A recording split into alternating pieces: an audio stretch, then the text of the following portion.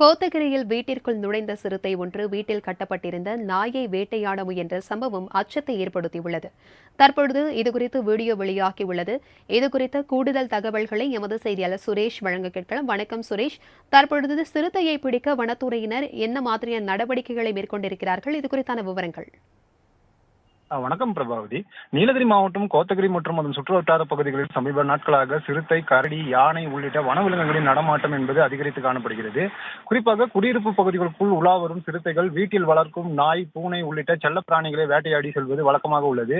இரவு நேரங்களில் வீடுகளை நோட்டமிட்டு செல்ல பிராணிகளை வேட்டையாட வரும் சிறுத்தைகள் பகல் நேரங்களில் தேயிலை தோட்டங்களிலும் வனப்பகுதிகளுக்கும் சென்று விடுகின்றன.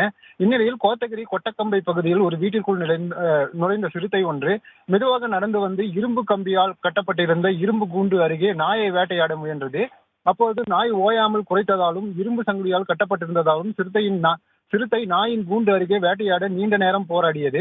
அப்போது வீட்டில் இருந்தவர்கள் சத்தம் போட்டவுடன் சிறிது நேரத்தில் நாயை வேட்டையாட முடியாமல் சிறுத்தை அங்கிருந்து சென்ற வீடியோ தற்போது சமூக வலைதளங்களில் வெளியாகி வருகிறது.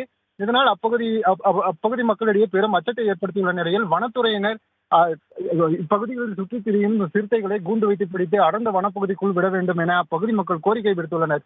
பிரபாவதி, தகவல்களுக்கு நன்றி சுரேஷ்.